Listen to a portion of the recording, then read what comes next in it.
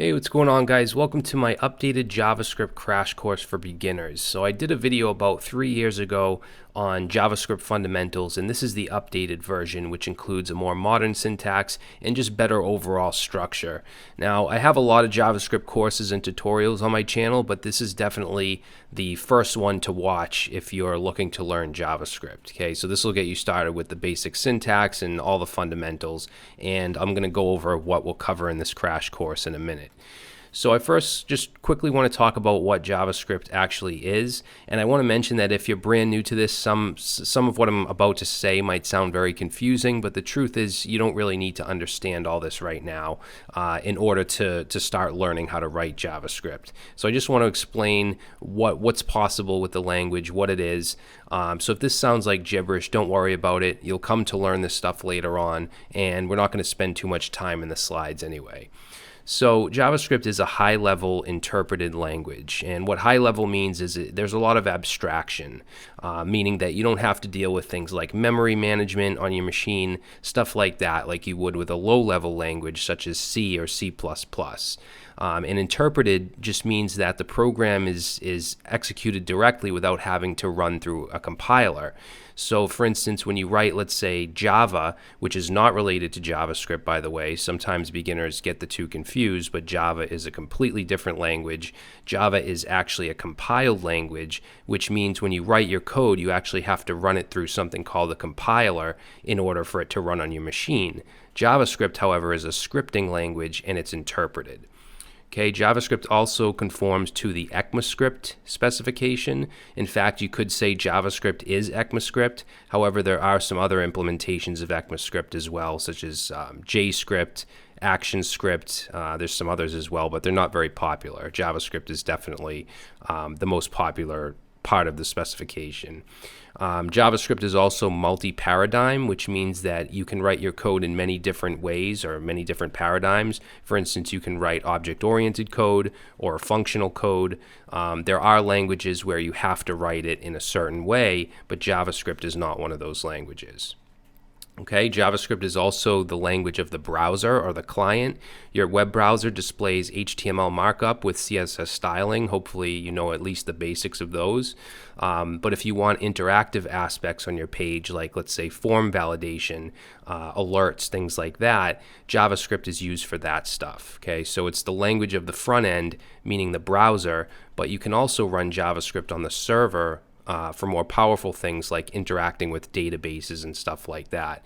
And that's done by using a JavaScript runtime called Node.js, which is way beyond the scope of this tutorial. However, I do have a ton of Node.js videos on my channel, including a crash course. So if you want to check that out later on, you can do that. All right, so why learn JavaScript? What are some of the reasons to pick JavaScript as a language over some of the other ones? So as I mentioned, it is the language of the browser. So if you want to do client-side programming, meaning code that runs on your client machine, you'll need to know JavaScript. So languages like Python, PHP, C#, Java, these are all great languages, but they're all server-side. Okay, they run on the server. They don't run right in the browser like JavaScript does. They're very powerful, but they can't do things like slideshows and little widgets in the browser and stuff like that, unless they run some kind of library that actually generates JavaScript for the browser.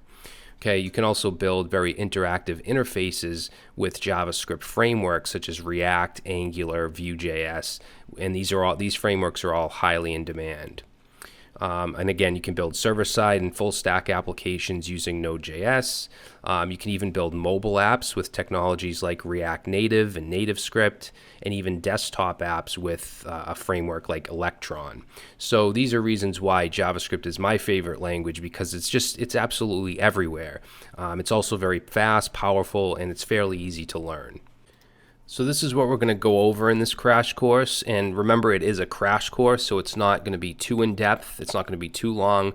It's enough to get you started with all the fundamental syntax. So we'll cover things like data types, variables, arrays, objects, loops, conditionals, functions, some object-oriented programming, and even stuff like DOM selection and events. So I'll show you how we can do things like grab onto HTML elements like buttons and add click events change things up in the DOM, which is the document object model, things like that. We'll even do some basic form validation. So as this is a crash course, you will need to do some further learning after this. I do have a 21-hour course on Udemy called Modern JavaScript from the Beginning. I'll put that promo link in the description. And then, of course, I have hundreds of free videos on YouTube. These are some of the ones that you might want to look at, and I'll put links to these in the description as well. So, for instance, I have a 4-part course on the DOM using JavaScript with the document object model, object-oriented programming using classes, videos on the fetch API so you can make HTTP requests to back-end APIs, and then I have a whole vanilla JavaScript playlist full of small projects where we build just little applications in the browser. And then I also have a bunch of crash courses on frameworks like React and Angular and Vue. So definitely more stuff to check out after this video. All right, so that's it for the slides. Let's go ahead and jump in and let's start to learn JavaScript. All right, guys, so we're going to get started, and I'm going to go a little faster than usual just because there's so much to cover in terms of just the fundamentals of JavaScript. So I have my text editor open. I'm using Visual Studio Code, which is what I would suggest. However, you can use whatever text editor you want. I'm also using an extension called Live Server that will allow the browser to refresh when I save the page. So for instance, if I just take this E off and I save, you'll see that it'll auto reload. I don't have to click the reload button. So that's helpful and will speed things up a little bit. So let's go ahead and add some JavaScript to this very basic HTML file. You can see I just have the head, and then in the body I have a header with an H1. So you want to put your JavaScript at the bottom, right above the ending body tag. Okay, you almost always want to put the JavaScript at the bottom because you want your HTML and your CSS to load first. So let's go ahead and put a script tag here. And there's two ways to do it. You can put the JavaScript right on the page by putting it within script tags, or you can do it a second way, which is the recommended way, and that would be to put it in a separate JavaScript file. So that's what we're going to do, but I'll just show you real quick that we can put it right on the page here. So I'm going to do an alert, which is a function that is actually part of the window object, and it just adds a pop-up with whatever you put in here. So I'm putting a string of hello world, and if I save, the page will automatically load and I get a little pop-up that says hello world. All right, so I'm going to go ahead and get rid of this because I want to include my JavaScript from this main.js file. So I'm just going to add a source attribute here and say I want to load main.js.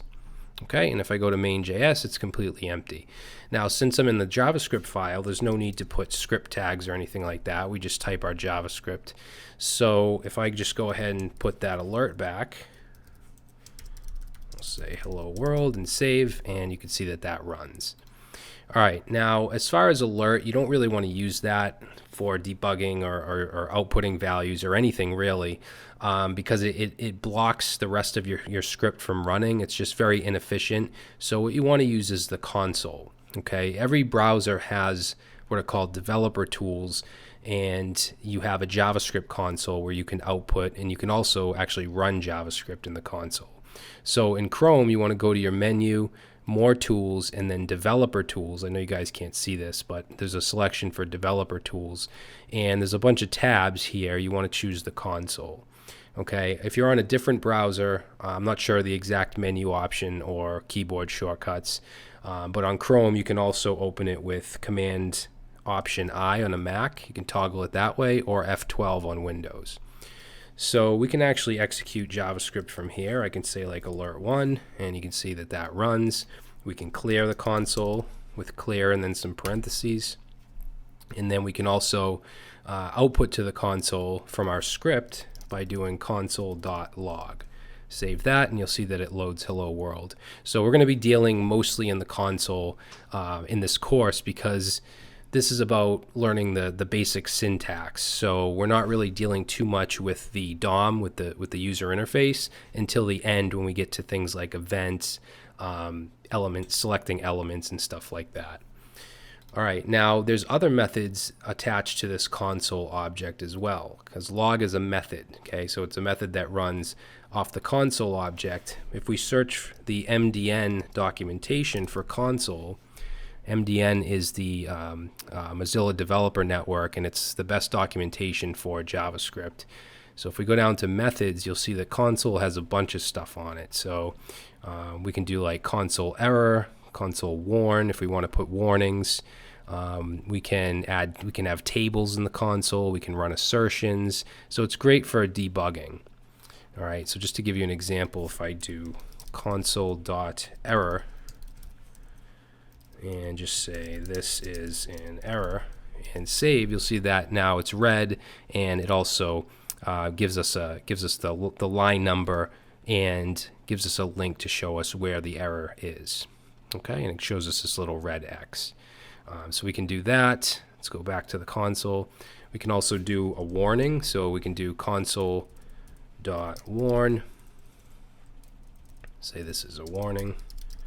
Run that, and now it's just yellow.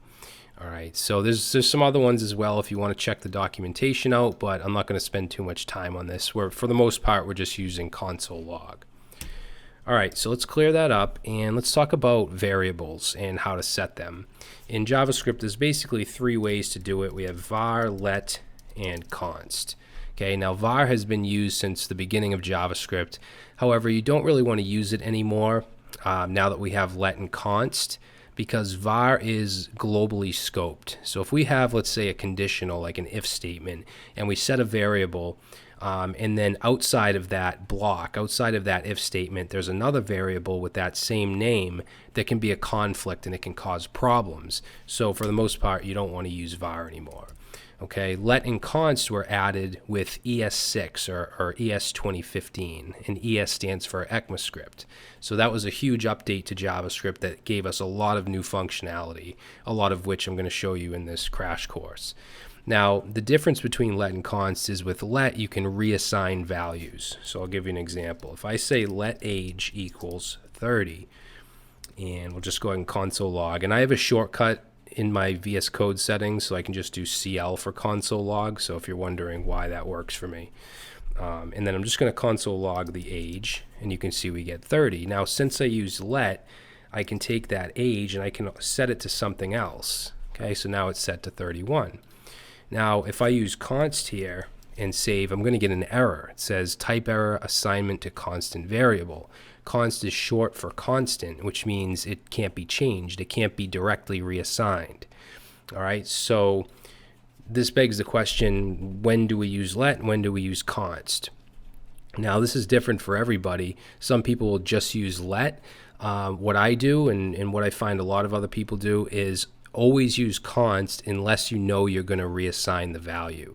I think this makes your code more robust, more secure, less prone to errors. Just use const unless you know you're going to reassign it. So an example of something I would reassign would be like a score in a game. So I would do something like let score, maybe just initialize it, and then something happens, and then we want to change the score directly. So score may equal 10, and then I'll go down here and we'll console log score, and we get 10. Now, we can't do this with const. Okay, even if we don't reassign it, I can't even initialize it with const. You see we get this error missing initializer because you have to add a value if you use const. Okay, but for the most part, you're not going to directly reassign your values like this. And when you're dealing with arrays and objects and stuff like that, you can change the values within the array or object. You just can't reassign the entire thing. And I'll show you more of what I mean later on. All right, so now that we know how to assign a variables with let and const, let's talk about data types. Okay, what types of data can we assign to these variables?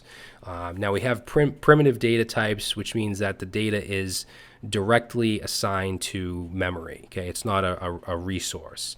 So we have strings, we have numbers, Boolean, null, undefined, and symbol. Okay, now symbol was added in ES6, and we're not going to go over symbols. It's beyond the scope of this tutorial. It's not something that's that common, so we're not going to go over symbols. But let's create some variables that that are some of these data types. So let's create a name, and I'll just set that to John. So that's a string. Strings can have double or single quotes. I prefer to use single quotes. Also, when it comes to semicolons, they're not mandatory. We're not going to get an error if I save that. There's nothing wrong with that. However, I use semicolons, and for most of the time, I think most developers use them in JavaScript. So that's a string. Let's create a number. We'll do age. Okay, so a number is just a number and with no quotes around it. Let's do a Boolean. So we'll do like is cool, and set that to either true or false. That's going to be a Boolean, no quotes. If you put a quotes around it, it's going to be a string. Let's do null. So we'll do const. Actually, one thing I wanted to do is a decimal.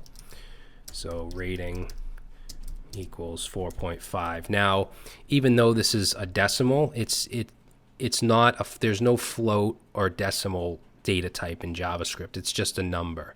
Okay, and I'm going to show you how we can actually test the types of these in a minute. So let's do null. We'll do x equals null, and what null means is basically empty. It's a variable, but there's nothing in it. Okay, so we have null. We also have undefined, which we can explicitly define. So we can explicitly define undefined, or we can just initialize something, but we have to use let. So if I just say let z like that with no value, that's going to be undefined as well. Now, if we want to test the type, we can console log, and we can do type of, and just put in the name of the variable. So let's try name. And now down here, you'll see that that's a string. Okay, if we try age, we get number. If we try rating, we get number, because remember, there's no technical floats or decimals or anything like that. Is cool, we get Boolean. X, this is kind of a gotcha, so we get object, and you're probably expecting null. Now this is actually an error, and it's a little hard to explain, so I'm just going to pull this up real quick and just search for JS null is object. Alright, so actually, wait a minute, let's do type of. I know it comes up in Google. There we go. So in the first implementation of JavaScript, values were represented as a type tag and a value, with the type tag for objects being 0 and null was represented as the null pointer. As a result, null had 0 as a type tag, hence the bogus type of return value. So as you can see here, that return value from the type of we just did is bogus, meaning it's not true. It's not really an object, it's null. Okay, so kind of a hard to explain definition, but just think of this as just wrong. Next is undefined, so let's do y. Okay, that's undefined. Z should also be undefined. So those are the main primitive data types. Okay, now of course we have arrays and object literals and stuff like that, but those are objects. Those aren't primitive data types. So let's look at strings. Okay, so I want to talk a little bit about strings. And actually, I want to keep two variables here, name and age. And let's look at concatenation. So let's say I want to either console log or create a variable with a string that has variables inside of it. So something like my name is, and then the name variable, and I am, and then the age variable. If I just run that, it just spits out the text. So there's a few ways to do this. Concatenating, the way I'm going to show you, is kind of the older method. I'm going to show you a better way in a second. But what we could do is where we want the variable, we could end the string and then use the plus sign to concatenate on the variable. Same on the other side. Use the plus sign and concatenate the rest of the string.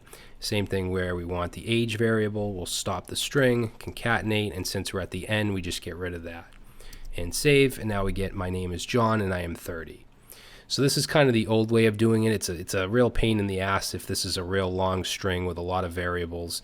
So what we have now with ES6 or ES 2015 are template strings, okay, or template literals. So we could do console log, and we want to use, instead of quotes, backticks.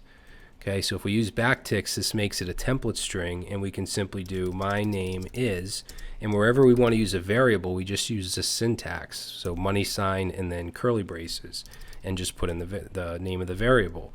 So my name is, and I am, and then the age variable. Save it, we get the same thing. All right, and we could assign this to a variable if we want. We could say like const hello equals, get rid of this parentheses, and then we could console log hello. All right, so we can do that. Next thing I want to show you is a couple string properties and methods. Let's get rid of this as well. So I'm going to just create a string, let's call it S, and we'll just do hello world. All right, now if let's say we want to get the length, the number of characters in the string, we could use the length property. So console log s dot length. Okay, a property doesn't have parentheses. If it has parentheses, it's a method. So let's just console log s dot length, and we get 11. If we add an exclamation, we get 12. Okay, so that gets the length. We can also set it to, actually I'll just go like this. If we want to change the case, we could do a method called toUpperCase. Since it's a method, it needs parentheses. A method is basically a function that is associated with an object. Okay, so we get hello world. We can also do toLowercase. Let's see, we also have substring. So if we want to pull a substring out of the string, so let's do substring. And this takes in basically two indexes where you want to start and end. So we'll start at 0 and let's end at 5. So if we look at this string, the first is 0, 1, 2, 3, 4, and then the space is 5. So it'll actually stop before 5. So this should give us hello. So let's save, and we can see we get hello. And you can tack on other methods as well, like we could do dot toUpperCase and save, and it ran substring, got hello, and then made it all uppercase. So you can chain these onto each other. Let's see, another thing we can do is split a string into an array. So we have a method called split, and then as a parameter, this takes in whatever you want to split by. If you want to split by letter, you would just put empty quotes without a space. If I go ahead and save that, I know we haven't gone over arrays yet, but you'll see we get an array with 12 values, and we have the letters or each character in each value, okay, including the space. Now, this isn't very handy, but a lot of times what we'll do is, let's say we have like a form where we're adding a blog post and we're adding tags. You might have like, technology, computers, maybe, I don't know, IT, code, something like that. And let's say you want to take that string and create an array from it. Now, as a separator, in this case, we would use comma space, because in between each word is a comma space. So I'll put that in here like that. And then I'll save, and now you can see we have an array with 4 values, and we have each word in each array value here. All right, so that's pretty handy, because then you can insert that into a database, and you can search to it and stuff like that. So it does come in handy. All right, so let's see. Let's move on to arrays. Okay, so arrays. Let's say arrays, and I didn't go over comments. Obviously, comments are // So arrays, or if you want multi-line comments, you can do this. Let's say multi-line comment, and we would end it with */. All right, so arrays are basically variables that hold multiple values. Okay, so there's a couple ways to create arrays. However, one of them isn't used that much. I'm going to show you that way first, and that's using the array constructor. So let's create a variable called numbers and set that to new array. Okay, so when you see this new keyword and then something after it, this is a constructor. Okay, so we're constructing an array, and we can pass in, actually let's just put in some numbers. All right, and then we'll go down here and console log numbers and save, and we get an array with 5 values, 1 through 5. All right, so that's using the constructor, but for the most part, I'm going to get rid of that and create a new one. Let's do fruits. For the most part, you're just going to set brackets, and then you can create your array. So let's do like apples, oranges, pears, and then we'll go ahead and console log fruits, save, and there we go. Now in JavaScript, you can have multiple data types within the same array. So I could put a number in here, I could put a Boolean, whatever I want, and that's fine. In a lot of languages, you have to have the same data types in your array.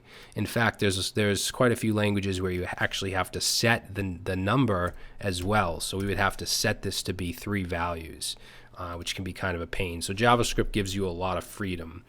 And another thing I didn't mention is JavaScript is not statically typed. So we don't have to, like, let's say we're creating a string, we don't have to do like :string or anything like that. Now, there is something called Typescript, which is a superset of JavaScript. So it's basically JavaScript with some added features, and static typing is one of those. So if you want to do this, I would suggest taking a look at Typescript. All right, so we have our fruits. Now, what if we want to add on to this? Or I'm sorry, what if we want to access just one of these? Okay, like oranges. So I'm going to just do, let's say console log fruits, and we'll open up some brackets, and let's put a 1 in here. So if we check that out, we get oranges. Now, even though oranges is the second one, the reason that we get it from 1 is because arrays are 0 based. Okay, so it's 0, 1, 2. Okay, remember that arrays are always 0 based in every language. So if we wanted to add on to the end, we could do fruits. So we know we have 0, 1, 2, so we could do fruits 3 equals, and then grapes, and then we'll console log fruits and save, and you can see grapes got added. Now notice we used const. Okay, like I said before, you can add values to the array. You can manipulate it. You can use methods on it using const. The only thing you can't do is take the array and reassign it like this. Then we get an error. Okay, so that's why you can pretty much use const, with arrays, and because there's not going to be many times where you're going to directly reassign it. You're just going to manipulate it. Okay, so if you want to add to the end, like we just did, doing it this way isn't really the best way to do it, because you might not know exactly how many values are in the array. So in that case, you can use the push method. So we can say fruits.push and push a value onto the end. So let's do, I don't know, mangoes, and save, and now you can see mangoes has been added to the end. Okay, no matter how many are in the array. If we wanted to add on to the beginning, we could use unshift. So we could say fruits.unshift, and let's say we wanted to add strawberries, and save, and now you'll see that strawberries is at the beginning. All right, and there's a lot of different array methods. Another one is pop. If you want to take the last one off, you could do fruits.pop, and you can see mangoes is there, but once I save, mangoes is gone. It just pops the last one off. Another thing, if you want to check to see if something is an array, you can do, you want to do array.isArray,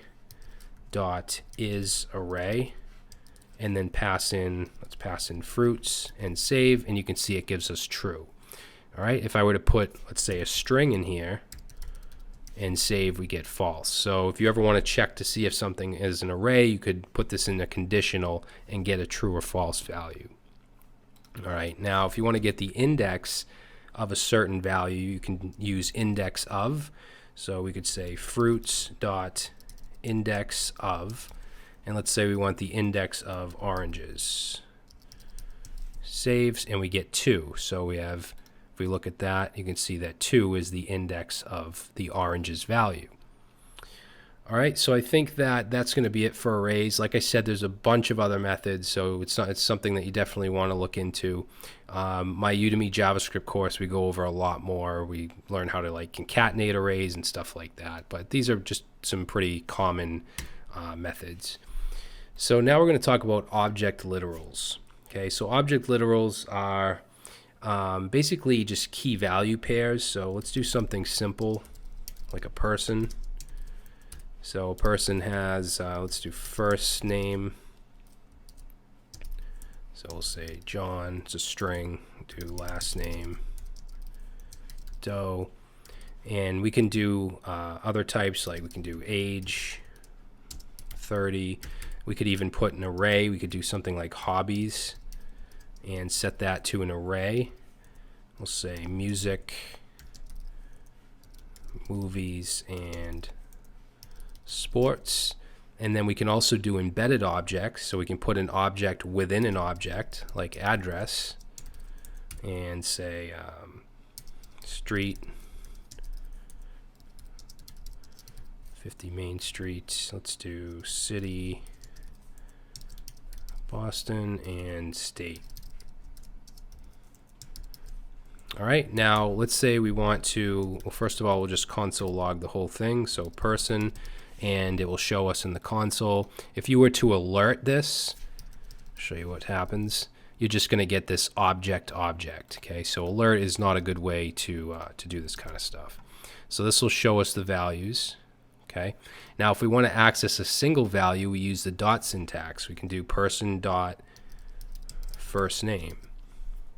All right, and you can log more than one thing. If you use a comma, we could do person dot last name and save, and it'll give us both. Okay, so you can separate different logs with commas. Now, let's say we want to get this value right here, movies. So, I mean, obviously, if you've worked with JavaScript before, you know how to do this. But if you're brand new, take what we've already learned as to how to select values from arrays and from objects and see if you can get movies to print out in the console. If you need to pause it, go ahead and do that. So what you would do is just say person, and we want hobbies, so dot hobbies. And we know that movies is in the one index of that array, so we'll do 1 and save, and we get movies. Okay. If we wanted to get, let's say, just the city, and that's in this address object, we would do person dot address dot city, and we get Boston. All right, so that's how we can do that. Let's see, we can also use destructuring. So if we wanted to create variables, we want these as actual variables, we could do const and then open up some curly braces, and we can actually pull stuff out like first name, last name, and then say equals person. So think of this not as assigning something, but pulling these out of this person object. And if I do console log first name, you'll see we get John. So we can pull different things out. Now, if it's an embedded object like an address, what we could do is, let's put a comma here, and we could do address, and then go like this, city. Okay, so if we go ahead and log city, we get Boston. Now, destructuring is kind of advanced.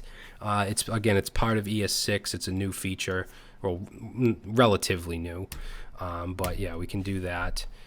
So let's see, what else did I want to do? Oh, we can also add properties. So I could say like person.email equals john@gmail.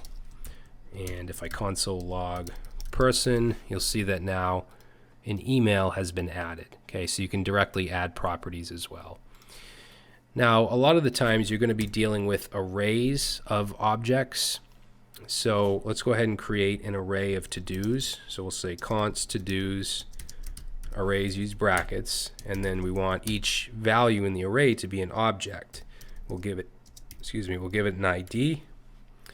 We'll do text, so just the text of the to-do. We'll say take out trash, and then we'll do an is completed, and that will be a Boolean, so we'll say false. Actually, let's do true. I'm going to show you something in a little bit. All right, now I'm just going to take this and copy it down twice.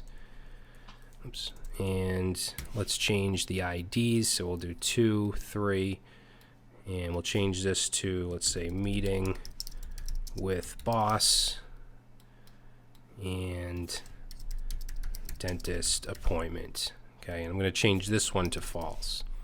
All right, so we have an array of to-dos. If I were to console log to-dos and save, you'll see we have an array with 3 values, which are all objects.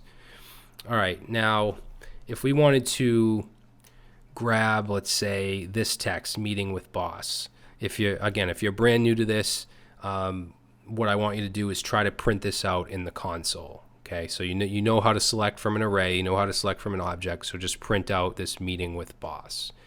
All right, so what you would do is take to-dos, and we know that it's the second value in the array, so that's the 1 index, and then we just want the text property. Okay, so we get meeting with boss. Now, I want to talk a little bit about Json. Json is a data format, and it's used a lot within full stack development and using APIs. When you're sending data to a server, you usually send it in JSON format and receive it in JSON format. And it's very similar to object literals. Okay, so I'm going to grab this whole array, just as these brackets, and I'm actually going to, I don't remember the exact URL, I'm just going to say JSON converter. And it's this one right here. So this is freeformatter.com/JSON formatter. And I'm just going to paste in our array and say format JSON. And you can see that the syntax of JSON is very, very similar. The only difference really is that we have double quotes around all the keys, and we have double quotes around the strings. Okay, so no single quotes in JSON. That will give us an error. All right, so let's say that we want to convert this into JSON within our script. So maybe we want to get it ready to send to a server or something like that. So we would do, let's actually create a variable, and we'll call it to-do JSON. And there's a method we can use called json.stringify. And we could just pass in to-dos. Okay, and then we'll just console log the to-do JSON value, and you can see that we get a JSON string. Okay, so this is how we would send data to a server. All right, so we'll be working more with this in a little bit. I want to go over loops. I'm going to keep the to-dos array because I'm going to show you how to loop over that. But first of all, let's just look at some simple for loops, or a simple for loop. For loops they exist in many different languages, so if you have experience with a different language, you might already know how to do this. But basically we just say for, and we pass in 3 parameters. The first is going to be the assignment of the iterator or the variable, so I'm going to say I equals 0, and then we use semicolons to separate these. Next is going to be the condition that needs to be met, so we'll say I is less than 10. And then lastly is just the increment, so I++, we'll just add 1 to this I variable. So what's going to happen is whatever we put in here is going to run until this is true. All right, so I'm going to go ahead and just do a console log of I and save. So what happened is it started at 0, it did an iteration, it got to 1 because of the increment, went through again, got to 2, and once it gets to 9, this condition is no longer true, okay, because we're saying I has to be less than 10. If we wanted 10 included, we could do less than or equal to 10, because then that's still true when it's 10, and it stops there. All right, now we could do whatever we want in here. We could put a template string in here and just say for loop number, and we could go ahead and put the I variable, save, and now we get for loop number and then each iteration number. All right, so that's a for loop. We also have while loops, which are pretty old school as well. The difference with a lot while loops is we set the variable outside of the loop. So we'll say let I equals 0, and we'll say while, And while just takes in the condition, so I'll put the same condition as long as I is less than 10. And let's do a console log. Actually, I'll just copy this one, and we'll change it to while loop. Get rid of that. Now you want to make sure that you increment the I. If you don't, this will be a never-ending loop because this condition will never be met. Okay, so it'll just keep looping and looping. So you want to make sure you do an I++, which will increment it by 1. So I'll save that, and now we get while loop 0 to while loop 9. Okay, because we did less than 10. So that's a while loop and a for loop. So pretty simple. Next thing I want to do is show you how to loop through arrays. Now we could use a for loop. Actually, let me just grab this for loop. So we could use a for loop. We could just change the condition to as long as I is less than todos.length, because length will give us the number of items in the array. I showed you that we could use length on a string, but we can also use it on an array. So in this case, it'll be 3, right? So it's going to loop through as many to-dos as there are. And then let's say we wanted to log out the to-do text. We could do to-do, and then the index would be the I value, okay? So the iteration. And then we could do dot text and save. I'm sorry, it should be to-dos. Okay, we want to actually use the name of this variable. Now, this isn't really the best way to loop through an array. We have other methods such as a for of loop. So to show you that, we can do for. It's structured kind of similar, but much more readable. So we could say simply let to do from, I'm sorry, not from, of to-dos. All right, now this is the name of the array. Okay, so it's this variable. This could be anything. I'm calling it to do because that makes sense. I could call it t or anything else. And then if we console log to do, that gives us each one. Okay, if I want just the text, I could do to do dot text, and we don't have, the ugly looking index like that. We just simply do to do dot text. If we want the ID, we can loop through and get the IDs. So that's one way to do it. Now we also have what are called high order array methods, which is the way that I would suggest to do any kind of iteration with arrays.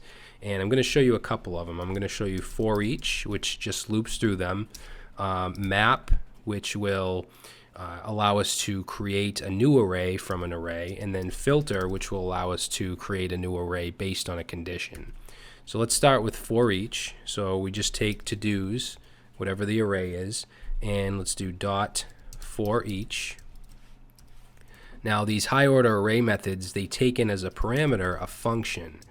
Okay, so we pass in a function like that, and then this callback function takes in, it can take multiple parameters, but the first one is going to be the variable that you want to use as each item, or in this case each to do. So let's do a console log of to do dot text and save. And you can see we're looping through and we're getting the text for each to do. All right, and these look much better with arrow functions, which I'll get to in a little bit. But yeah, so that's a for each. Now a map, let's get rid of this. Actually, I'm just going to change this to map because these are all formatted the same way. Okay, they take in a function, you pass in whatever variable you want to use here. Now, with map, it returns an array. So I'm actually going to assign, let's say, to do text, because what I want to do, no pun intended, is loop through and then return an array of just the text right here, just the text values. So I could just simply do return and then to do dot text. Okay, so this is going to return a whole new array of just the text. So if I console log to do text and save, you can see now we have just a regular array, no object or anything. We just took the to do text and returned that for each one. Okay, so that's map. We also have filter, so let's get rid of that. Just change this to filter.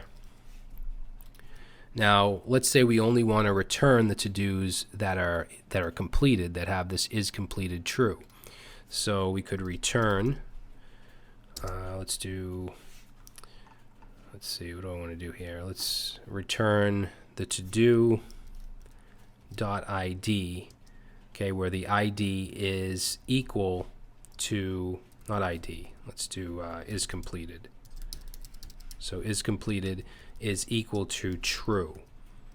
And then let's go down, let's actually change this to do completed. Makes more sense. And then we'll console log to do completed and save. And you can see now we have an array of 2 values, and both of them are, they're both the ones that are completed. Now we can actually chain on other array methods. So let's say we want to also map and just get the text like we did before. So I'll tack on to this. Let's get rid of the semicolon and do dot map, pass in a function to do, and let's just return to do dot text. So we'll go ahead and save, and now you can see we have just an array of the text, but it's only the ones that are completed. Okay, so these are very, very powerful. This is functional programming, and it's very powerful. You can really manipulate data pretty much however you want. Okay, and you can do some pretty crazy stuff. So it's definitely something to look into. I do have a video dedicated to a couple of these high order array methods if you want to check that out. But yeah, so let's move on here. I don't think we need this anymore, so I'm going to get rid of that. And I want to move on to conditionals. Okay, so let's start off with just basic simple if statements. So we'll create a variable called x, and I'll set it to 10, and we'll just say if, I just want to test to see if x is equal to 10. Now I'm going to do, I'm going to start off with a double equal, and then also show you what triple equal means as well. All right, so we'll do if x equals 10, then let's just console log. Obviously we could do anything we want, but I'm just going to say x is 10, and I'll save, and we get x is 10. Now as far as the equal sign go, if we use double equal, this will not match the data types. It's just the value. So if I change this to a string and save, this is still true. Okay, this is still equal to this in terms of the double equal. Now if I add a third equal sign and I save, you'll see that we don't get x is 10, because what it does is it also matches the data types. This is a string, this is a number, so this is not going to be true. So if I get rid of these quotes and put this to a number, then it's true. Now different developers will treat this differently. Myself, I like to always use triple equals, because I, for the most part, always want to match the types. Sometimes developers will pick and choose when to use double and triple. I just always use triple. So let's do an else. A lot of stuff in just generally in programming is preference.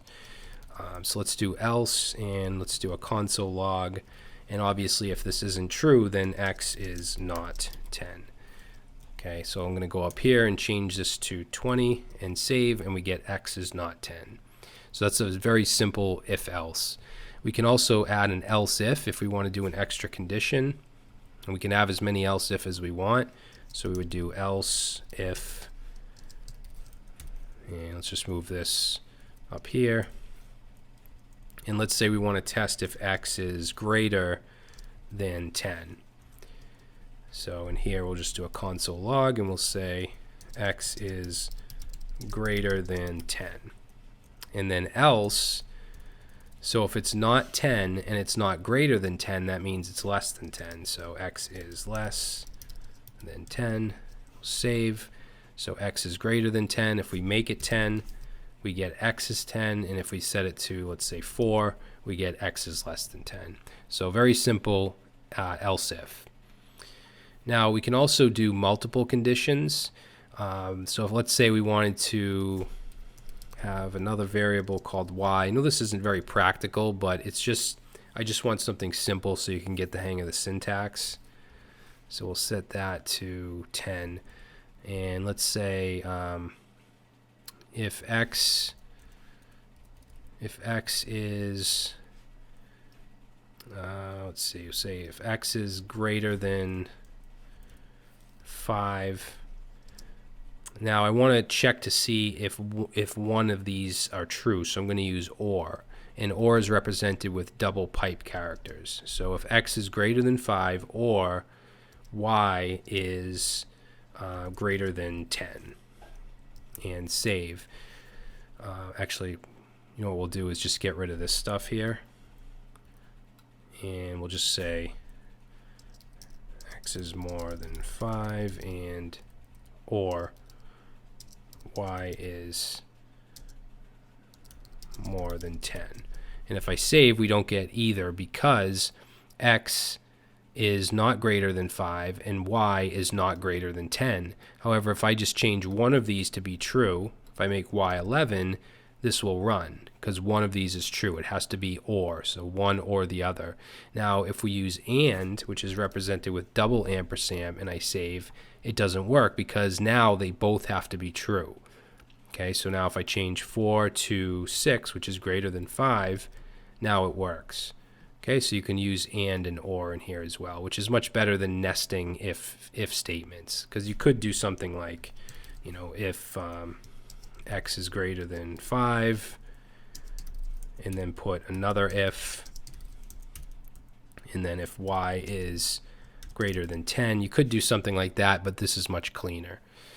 So that's a simple conditional. Now, we do have something called a ternary operator, which is basically like a shorthand if statement, and it's used a lot to assign variables based on a condition. So an example would be, let's do const, say x equals 10, and let's say we want to create a variable called color, and I want it based on if x is greater than 10. So I'll put the condition here. So if x is greater than 10, then, okay, so this question mark is actually the ternary operator, and it represents then. So if this is true, then let's set the color variable to red, else, which is represented with a colon, then let's set it to blue. Okay, so if I save that, actually we should probably console log that out. So let's console log color, and we get blue because x is not greater than 10, it's equal to 10. So if I set it greater than 10 and save, now we get red. So it's kind of a weird example, but this is the format of using a ternary operator. You have the condition, if it's true, if it's not true. All right, so now I want to talk about switches, which is another way to evaluate a condition. So let's set, actually we'll just leave this. We'll evaluate the color. So right now it's red, right? So let's do a switch. And we're going to evaluate whatever the color is. And the way that we do this is we set cases. So let's give it a case of if the color is red.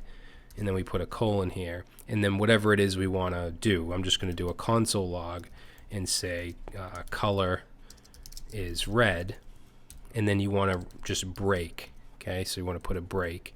Then we'll put another case.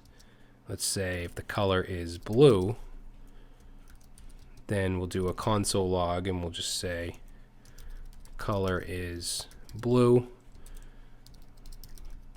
and then we want a default case as well. So if it doesn't match any of the above, so then we'll console log and we'll say color is not red or blue. All right, so if I save that, we get color is red. Now if I change this to 9, that should turn it to blue. I'll save, we get color is blue. All right, if I were to change this to something else, this color to, let's just say green, and save, we get color is not red or blue. Okay, so that's a switch. So now we're going to move on to functions. Okay, so I'm going to create a function with the function keyword, and let's just do add nums. So just be an addition, a function that adds two numbers. So inside the parentheses, we can put parameters. Okay, so I'm going to put, let's say, num1 and num2. And then let's do a console log num1 plus num2, because we can do any kind of basic math. Now, if I save this, nothing happens because we haven't called the function. So we have to go down here and say add nums and pass in our parameters. So let's do 5 and 4 and save, and we get 9. Okay, so we're passing in 5 as num1, 4 as num2. Now, what happens if we do just add nums? We get NaN, or nan. And what this means is not a number. Okay, so it should be a number, but it's not. Now, with functions, we can set default values for our parameters. So for instance, num1, let's set it to 1. We'll just set them both to 1. Okay, so if I save this, now we get 2. I didn't pass anything in, but it's going to use these default values. Okay, and if I pass something in like 5 and 5, that's obviously going to overwrite the default values, and we get 10.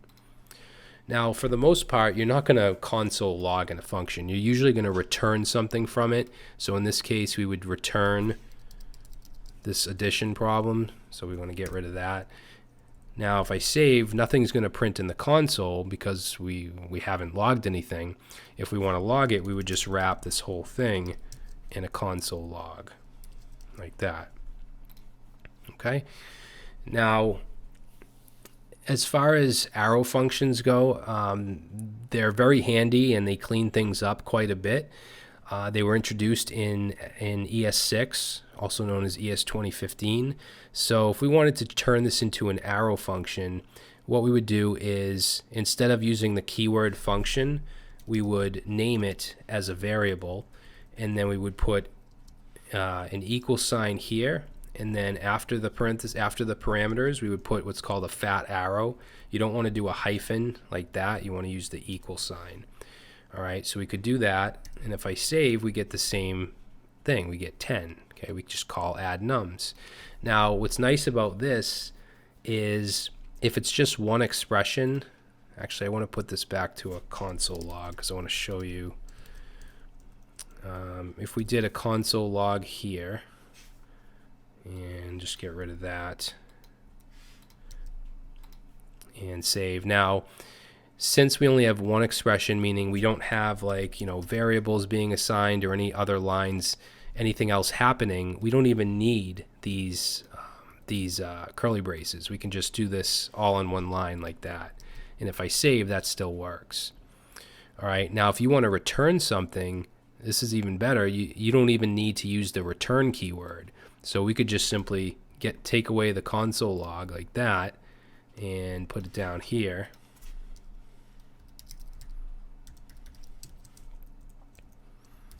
And save, and we get 10. Okay, so no need to do return. In fact, if you do this, it won't even work. You can put your parentheses back like that, and that will work, but you can just get rid of the parentheses and the return and just slim it down a lot. Now, if you only have one parameter, we have two here, but if you only had one, you don't even need the parentheses. So we could do like num1, and then let's just say we wanted to return num1 plus 5. All right, so, and then we'll just pass in one value here and save, and we get 10. Okay, so you can see this really cuts things down, and it's great to use with like for each. So if you did like to-dos dot for each or any of the array methods, you could pass in to do, use an arrow, and you could do like console.log each to do. So something like that. So they're really nice. Another thing, they have what's called a lexical this. So when you use the this keyword, which we haven't talked about, the scoping is a little different. I'm not going to get into that though, because it's beyond this course, and we've already taken up a lot of time. But just know that it has an extra advantage when it comes to using the this keyword in certain situations. All right, so now I want to move on to object-oriented programming. Now, we've already looked at object literals. However, we can construct objects using what's called a constructor function. Now there's two ways to do this. We can use constructor functions with prototypes, and we can also use ES6 classes, which I'm going to go over after this. So let's say we want a person object. So we're going to say function person with a capital P. When you create a constructor function, it should start with a capital. And as far as parameters, you want to pass in the properties you want to be able to set. So let's do first name, last name, and let's do date of birth. Now, when we pass these in, we want to set them to properties of the object. So we do that with this. So we say this dot first name equals the first name that's passed in. Let's say this dot last name equals the last name that's passed in, and then this dot DOB equals the DOB that's passed in. And then down here we can what's called instantiate an object. Okay, so we're going to instantiate an object with the constructor function. I'm probably not spelling stuff right, but it doesn't matter. So to instantiate an object, we can create a variable. I'll just call it person1, and we'll set it to new person. Okay, remember we did new array earlier? That was a built-in constructor, and there's a bunch of them. I'll show you some other ones as well, but we created a custom person constructor, and this is going to take in a first name, a last name, and date of birth. So we'll just do like 4/3/1980. All right, so that we actually just created a person object, so we can console log person1 and save, and you'll notice that we have a person object which looks just like the object literal. However, it's prefixed with the actual name of the object, which is person. Okay, now we can create as many people or persons as we want. We could do person2, just pass in different values like Mary, Smith, change this up. Okay, and if I console log person2, and let's say we wanted to get the first name, we could just do first name, and we get Mary. All right, now let's take a little side route for a second here and talk about dates, because right now I passed in the date of birth as a string. However, we can turn this into a date object by using the date constructor. So where we set it up here, we pass it in as a string, and I'm going to set this to new date and then surround that string. All right, so now if I go down here and I print out the person's date of birth, so DOB, you can see we get an actual date object. So Friday, March 6, 1970, and if we put in a time, we could actually put in, hours, minutes, seconds. That would show up as well.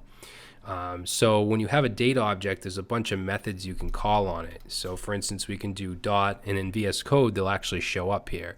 So for instance, we can do get full year, put on some parentheses, and we get 1970. So we can really do different things with dates and format them in different ways. Now, I'm going to go ahead and we'll just get rid of this for now. And I want to show you that we can actually add methods, which are basically just functions to this person object.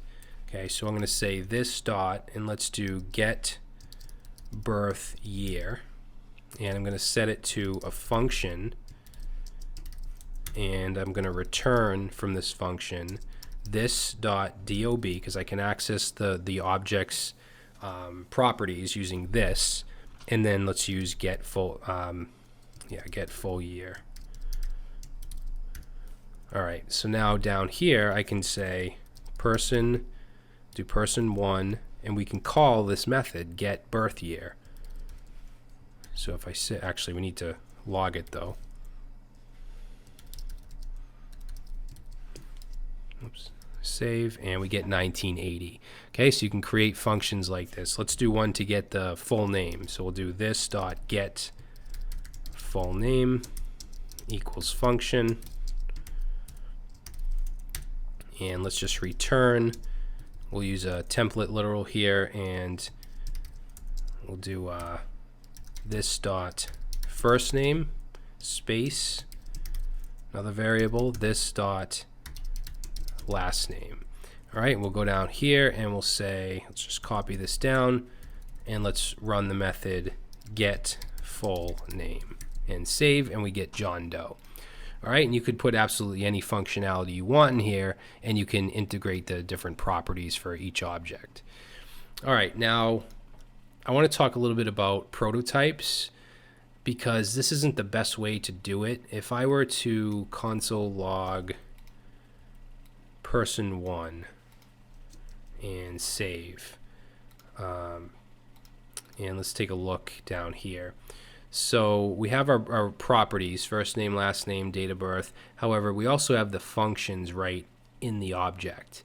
Now notice this right here, this proto. This is a way that we can see prototypes, which is another object, but we can attach methods and properties to the prototype.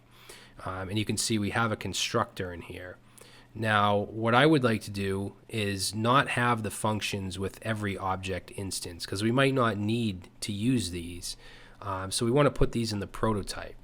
So the way that we can do that is go under the function and use person dot prototype dot and then name it. So we'll say get birth year equals function. And I just want this line here. I just want to return the birth year, the full year of the date of birth, and then I can completely get rid of this. Okay, we can do the same with get full name. We can say person dot prototype. So we're going to add on to the prototype a method of get full name, which is a function. Oops. And we want to grab this, put that right in there, and then get rid of that. All right, so I'm now able to call these methods. So I can do a console log and say person2 dot get full name, just like I did before, and it works, Mary Smith. And if we look at the console log of a person, notice that you don't see the function here just right in the object, but if we look in the prototype, there we have get full name and get birth year, along with the constructor. All right, so that is basically object-oriented programming in ES5, so pre-classes. With ES6, also called ES 2015, I call it ES6, but it doesn't really matter what you call it. So with ES6, classes were added to JavaScript. Now, it's important to know that with classes, it does the same exact thing under the hood. It does this exactly. It adds the methods to the prototype. So everything will look the same. However, it's what's known as syntactic sugar, okay, which means that it's just a prettier way to write it, but it does the same thing under the hood. All right, so I'm going to leave this stuff here, and I'm going to replace this with a class with methods. Okay, actually, I'm going to do it right under it because I'm just going to copy some stuff from it. So to create a class, let's just say class, what we would do is say class and then we'll call it person. And just like we created a constructor function up here, we just add in a function here, or a method I should say. A method is a function inside of a class called constructor. And this is going to take in the same stuff that this does, the properties. And we're going to assign the properties just like we did here. Okay. And then any method that we want to add to this class, such as get birth year or get full name, instead of using this dot prototype syntax, we can simply put it in here. So we can say get birth year. And I'll grab the functionality here. Okay, and then let's say we also want get full name, and we'll go ahead and grab this and pass that in there. Okay, now this is doing the same thing this is. It's just a prettier way. It's using classes which are included in a lot of other programming languages, so it allows people that are coming from other backgrounds to be familiar with this rather than dealing with prototypes. So I'm going to now just completely get rid of that, and all the instantiation and stuff like that, it all works the same. I'm going to save this. We get the same result. So we called person2 get full name. We instantiated Mary right here. And then if we look at person, we have the same properties. And if we look in the prototype, we have get birth year and get full name. Okay, so adding these methods to the class added them to the prototype, just like they did before. So that's why it's called syntactic sugar. You're doing the same thing, you're just doing it in a different way that's a little prettier and a little easier to write and read. All right, so I mean, you don't have to use classes, but I mean, I prefer them just because they're easier to write. I think they're more organized. So that's pretty much the basics of object-oriented programming. So let's get rid of this, and now let's move on to the DOM. So as far as, let's save that, clear that up. As far as what I want to work with, I have some predefined HTML and CSS that I want to add. And what I'm going to do is put a link in the description for you to copy it if you want to follow along. So let me just grab this real quick. Okay, so I'll go over it in a second, at least the HTML. The CSS isn't really important. So I'm going to create a file called style.css and just paste that in and save and just reload. It should get rid of that error. DOM.js, oh, that's wrong. It should be main. Okay, so I want to keep my console open, but I'm going to move it down a little. So we just have a simple form here. And if we look at the HTML, we still have our header. We have a section with the class of container that's pushing everything into the middle. We have a form that has a background. We have this H1. We have an empty div of message, and I'm going to deal with that later. And then we have two labels and inputs, one for name, one for email. We have an input submit button. And then we have a UL with the ID of users that's empty, and we also have this commented out unordered list of items. And the reason I have this here is just to show you how we can manipulate stuff in the DOM. Okay, so the DOM is the document object model. It's basically like a tree structure of your whole document, so your HTML tags and stuff like that. I do have a 4-part crash course on YouTube called JavaScript DOM Crash Course. So if you want to learn more about what we're going to talk about, check that course out. It's 4 videos that are like 30 or 40 minutes long. So there's a lot in it. We're just going to cover the basics here. So let's jump into main.js, and I want to talk about selection. Okay, so selecting things from the DOM. We can actually take elements, HTML elements, and put them into variables and stuff like that and work with them. So as far as selectors go, we have single element selectors and we have multiple element selectors. So as far as single element selectors, we have document. Okay, so these are going to be on the document object. Actually, before we do this, let me just show you something real quick. So in the browser, let's do a console log. In the browser, we have what's called the window object. So I'm just going to console log window. And the window object is the parent object of the browser. Okay, and you can see it actually has the alert function. Now, when we did alert, we just did it like this. If I say alert 1, that runs. However, this is actually part of the window object. So I can say window.alert, and that also works. Since window is the very top level, we don't actually have to do window dot for anything that is in window. All right, and you'll see that there's other stuff like, for instance, let's see, what do I want to show you here? Local storage. So that's a way to store stuff in your browser. That's part of the window object. You can get like the inner height. There's properties like inner height, inner width. The fetch API is in the window object, which is, where is it? Right here. So the whole fetch API to make HTTP requests. The document is what I want to show you though. This is this is what makes up the DOM, the document object model. All right, and you can see there's all types of properties and methods and stuff like that. So document is what we want to use to select things from the document. So I'm going to say document dot, and one selector that is used to grab single elements is get element by ID, which has been around for quite a while. And we can pass in an ID. If we look at our HTML, I'm going to close up the CSS. If we look at our HTML, we have a form that has an ID of my form. So let's say we want to grab that. We can just pass in my-form because that's the ID. And what I'll do is just console log this. Okay, now if I save that, you'll see that it'll actually log that element down in the console. All right, and we can even assign this to a variable. So we can say const form equals, take this last parenthesis off.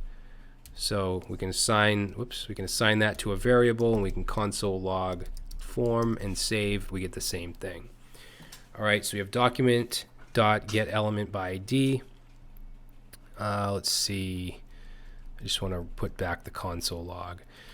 Another one is query selector, which is much newer than get element by ID.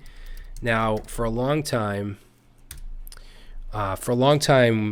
people used jQuery, which is a JavaScript library that made it easy to select other things than IDs. So things like classes, tags themselves, pretty much anything.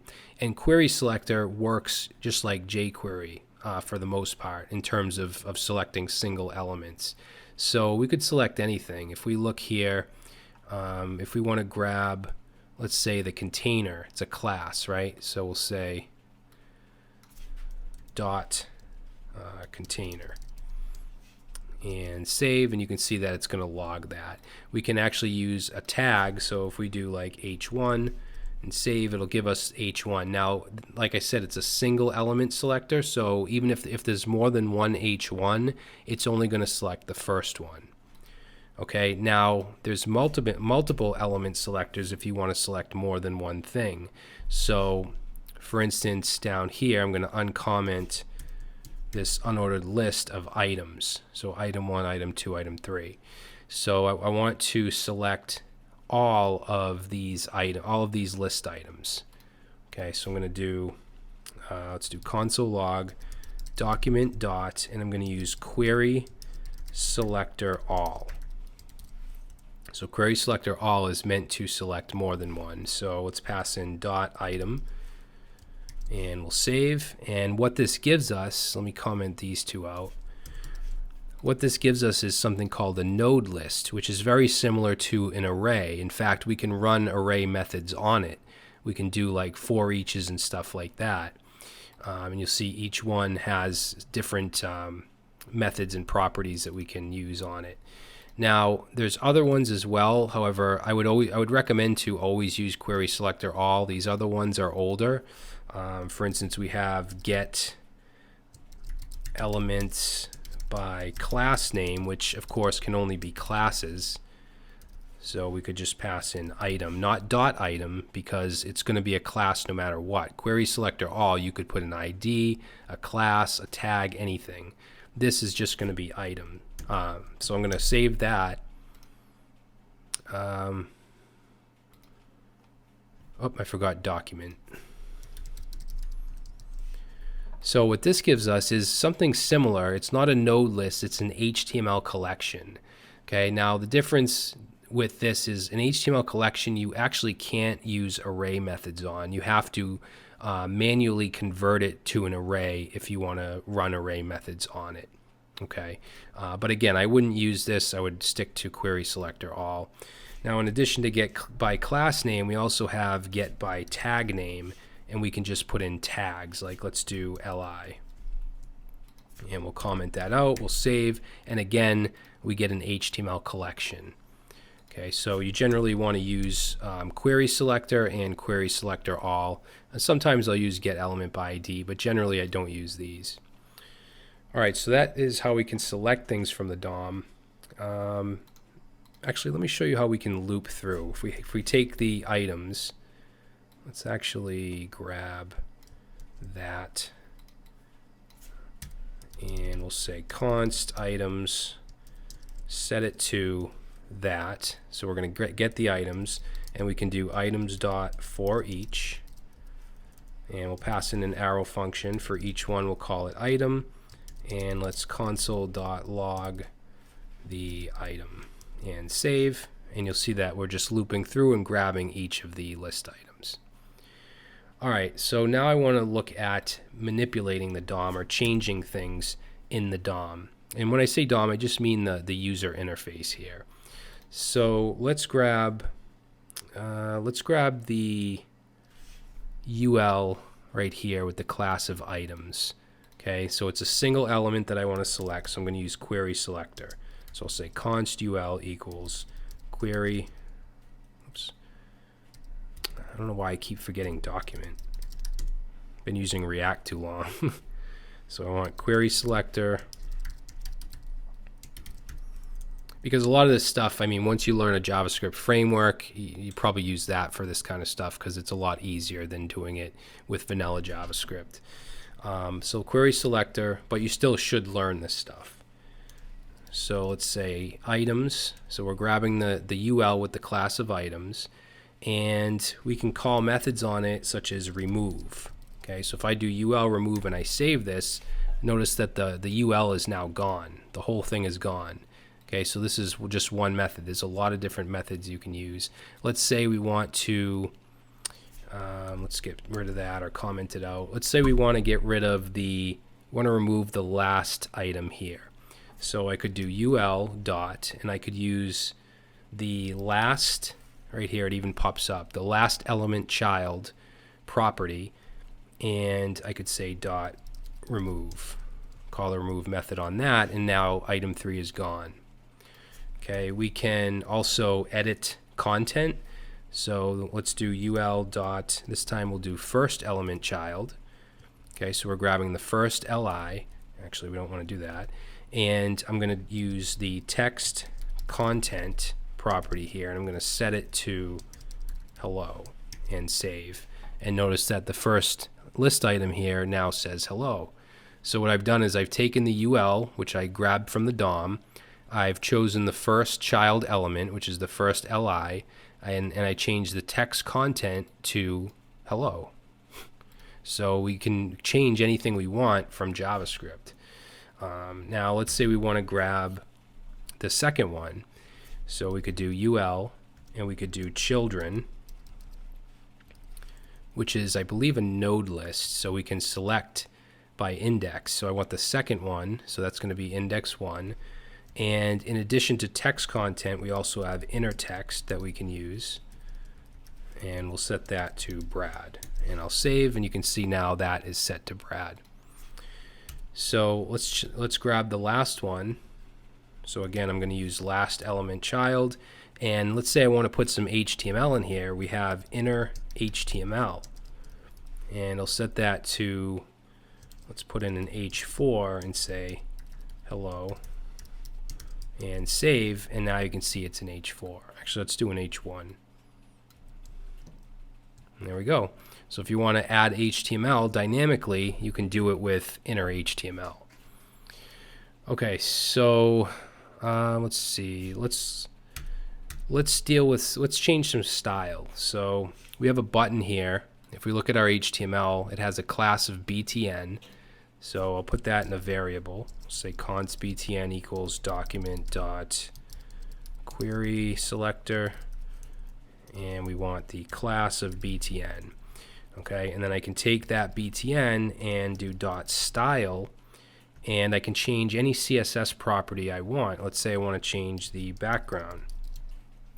So I want to change the background to red. So I'll save. Whoops, why did that change? This should be style. I don't know why that happened. So style.background equals red, and there we go. We can change the style. Now, you might be saying, why would I do this? We have CSS. but you can have events and functions, and you can make this dynamic. So you can have, like, click on one thing and have the color of something else change, or have the size change, or anything at all. So you can really manipulate things in your user interface in real time. And I'm going to show you about events in a second. Actually, we'll take a look at events now. So I'm going to just get rid of this. And let's take that. Actually, I want that button element. So I'm just going to grab that. And let's do button dot. Now, if we want to create an event listener, we do add event listener. And this takes in two things: the event we want, which in this case I want to click. Okay, I'm just going to save this to bring all that stuff back. So the first is going to be the event. The second is going to be a function that you want to run when this event happens. So when the button is clicked, I'm actually going to use an arrow function. You can just, put in a regular function, but I'm going to use an arrow function. And when you use an event, it takes in an event parameter. So I'm going to just use E here. So we'll do an arrow, open some curly braces, and if I do a console log and say click and save, and then I'll open up my console here, click, notice that it flashes really fast and it goes away. The reason for that is this is a submit button, and when you submit a form, it actually submits to the file. So if you have either a click on a submit button or you have a form submit, you have to stop the prevent the default behavior. So the way that you do that is you take that event parameter and you call prevent default. Okay, you call that method, and that will stop it. So now if I click, now we just get click. It doesn't flash and go away because the form is no longer actually submitting. All right, so let's actually take a look at the event object. So we'll click, shows us the event object, which has a bunch of stuff on it. Even gives you like the position of the mouse and stuff like that. But if we look at target, so right here, target, this will give us the actual element. So if I do e.target and I click it again, it'll actually give me the element that the event is on, which is the button. Okay, and we can get things like the class. So I could say, give me the class name. Oops, class name. Save, and then I'll go ahead and click, and we get BTN. All right, you can also get the ID if there is one. There isn't an ID on it, so we're not going to get anything, but you can get all the different attributes of the event you click. All right, now let's do something kind of cool. So let's say when we click, we want to change some stuff up. So I'm going to do document dot query selector, and let's grab the form so it has an ID of my form, and let's change the background. So we'll do dot style dot background, and let's set that to set it to CCC, which is a slightly darker gray. So if I save this and I go and I click on this button, wait a minute, my form, I don't know why this keeps changing to that. Probably must be an extension I have or something. So let's click that, and you can see it changed the background color. We could even add a class. So in my style CSS, I have a class called BG Dark, which is just a dark background and a white text. So let's add this class to the body when we click this button.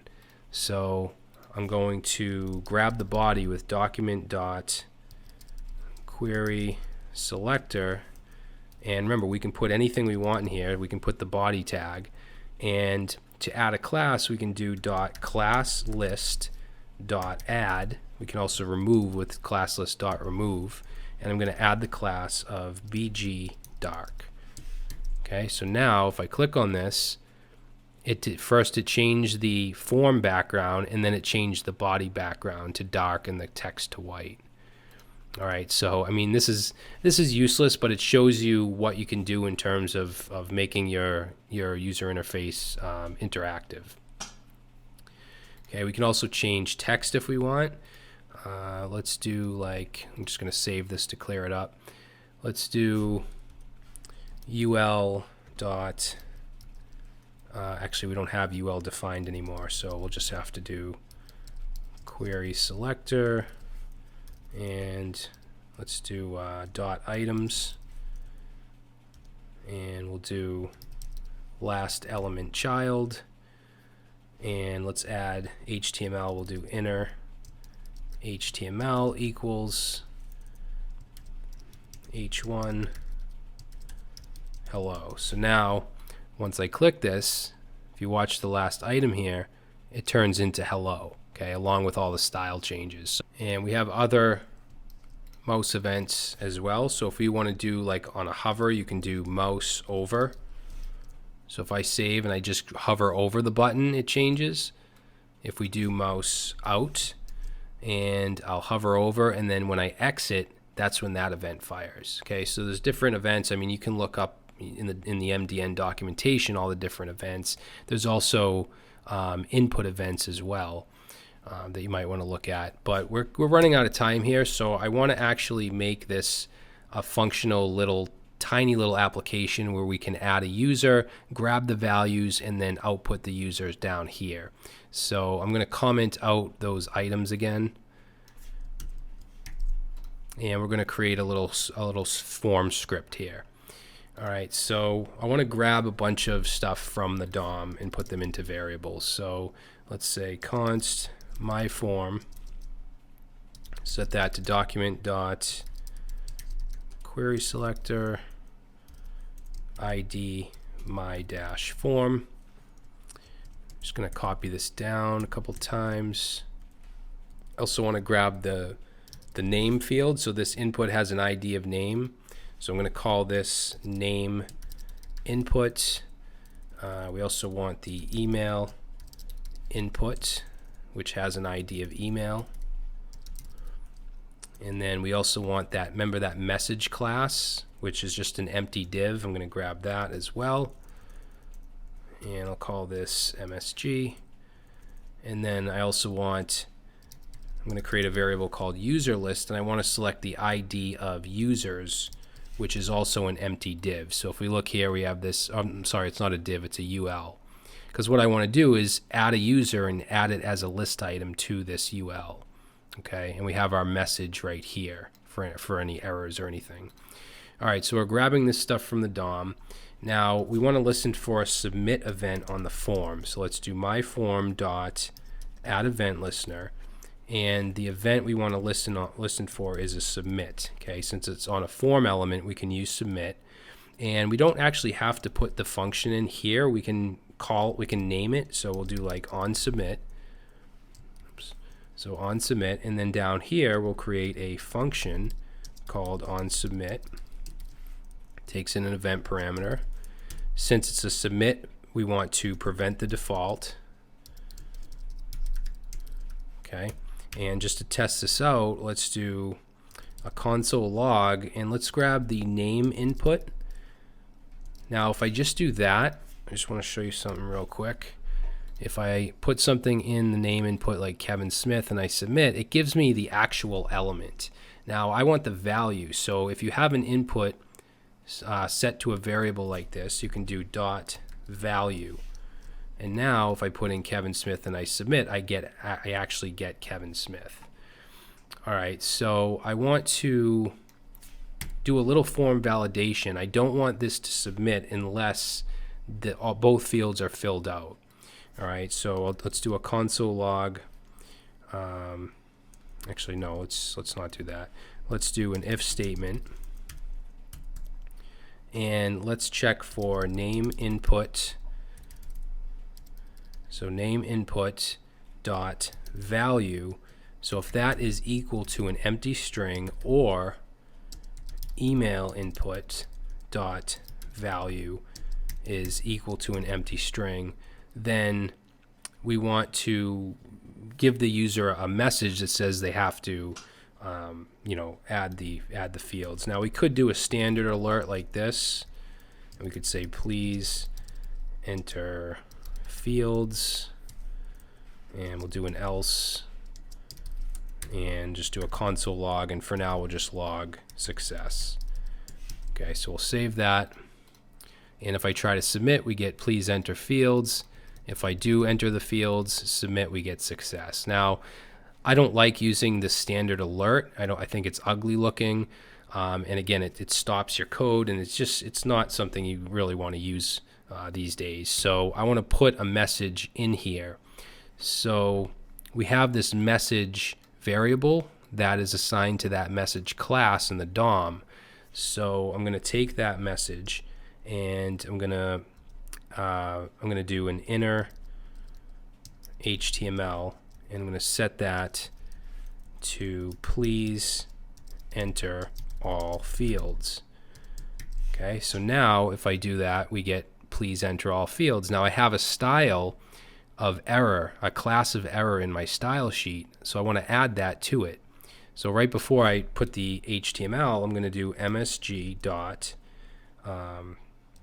class list dot add, and I want to add the error class. So now if I do it again, you'll see that we get that styling.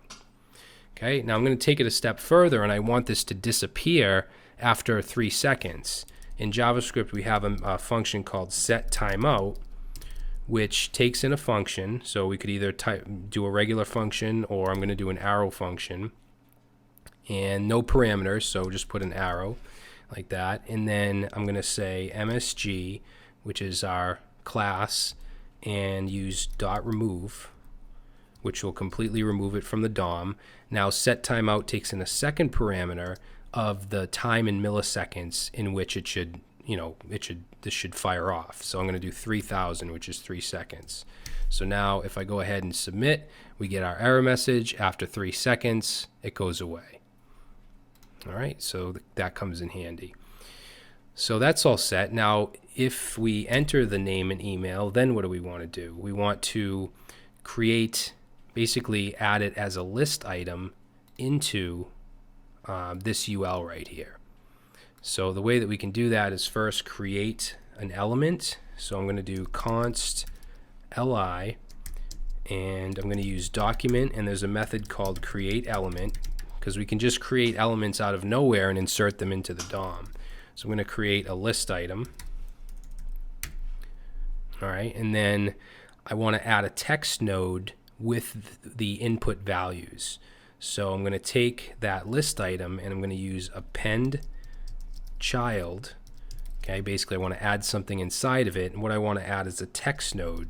So document dot create text node, and in here I could put anything. I'm going to use a template literal here, a template string, and I'm going to put the name input dot value, and then let's do a colon, and then let's put the change that.